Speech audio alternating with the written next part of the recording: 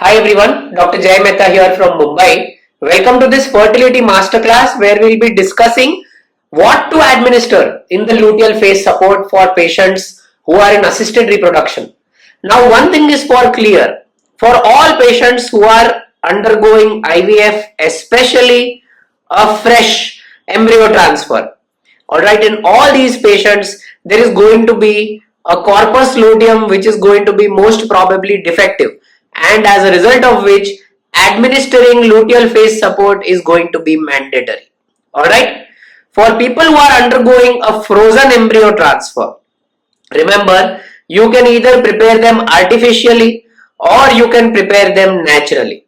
Now we are going to discuss natural preparation, that is called as natural cycle frozen embryo transfer, in a separate master class. Alright, remember the natural cycle is going to represent the corpus luteum, alright, which is basically the best luteal phase support. So remember, the corpus luteum is the best luteal phase support. Alright, whenever you are administering anything artificially, alright, that is when you need to consider what to administer.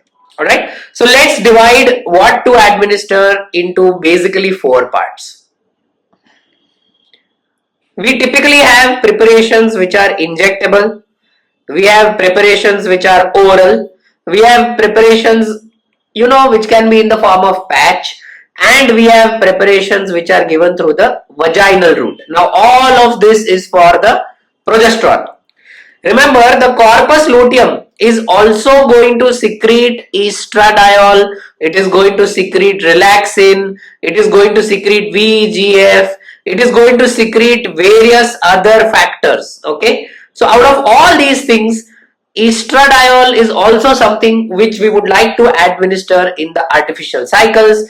The route of administration for estradiol is pretty standardized. The dosages are pretty standardized. Alright. But remember one thing.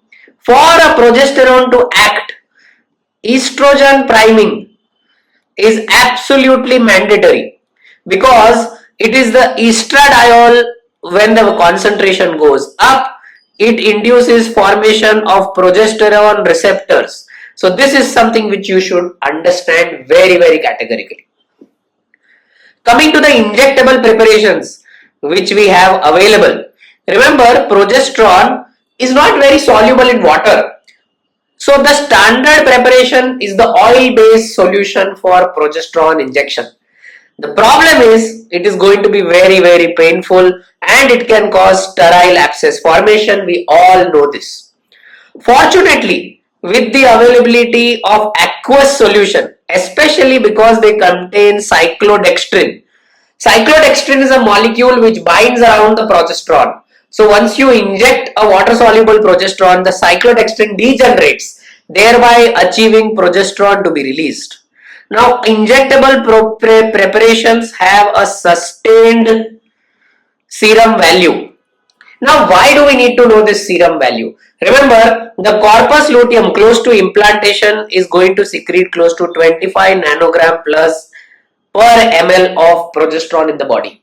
Alright, and this is very nicely achieved, especially on concentration measurement when you have given injectable preparations. The second preparation which we have are the oral preparations, but remember, oral preparations, no matter what you say, as long as it is progesterone, okay, what we normally mean is micronized progesterone, they have a huge first pass metabolism. A better choice is to use any synthetic progesterone. The problem with synthetic progesterone is that you can't really rely on the plasma concentration of the synthetic progesterone, because the routine blood test which measures progesterone doesn't really look into it so nicely. Alright, patch is something which is not very nicely recommended, because the skin contains a lot of 5-alpha reductase and you are going to need a large patch to supply so much progesterone to the body. Okay, so 5-alpha reductase is something which destroys the progesterone as soon as it gets absorbed in the skin, and patch is definitely not a good alternative as far as giving luteal phase support is concerned. I think the preferred choice for everyone is to use vaginal progesterone. Now, vaginal is either available in the form of capsules or in the form of gels which typically contain 8% of progesterone.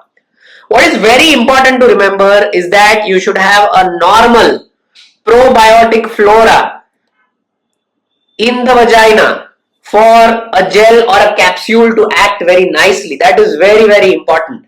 Remember, though the plasma values do not really match up to the plasma values of the injectable, but on histological examination, the vaginal preparations induce the same secretory changes inside the uterine endometrium like the injectable preparations. That is something which is very, very important. So whenever it comes to giving luteal phase support, vaginal progesterones are probably the molecules or the route of choice as far as administration is concerned. There are people who like to mix and match. There are people who like to give 3 days of injectable progesterone followed by vaginal progesterone. There are people who just like to give gels. But remember one thing, no matter how many molecules you add, the total number of progesterone receptors is going to stay constant. Okay, you can't really say that I'll double the dose of progesterone to give a better effect. That's not going to happen. You need good estrogen priming. That is mandatory to understand before you start luteal phase support for any patient. In fact, when we look at estrogen priming, it is believed that an endometrial thickness ideally should be around 7 to 9 millimeters for it to be considered to be a well primed endometrium. Once that has been established, you can immediately start the patient on your luteal phase support as far as assisted reproduction or IVF is concerned. In our further sessions on Fertility Masterclass, we are going to discuss in detail about the natural cycle protocol, which is a highly effective protocol in patients in whom you do not want to do artificial preparation. And simultaneously, we will also be having a session on artificial preparation of endometrium for frozen embryo transfer. I hope all of you have enjoyed this masterclass. Thank you so much for joining us.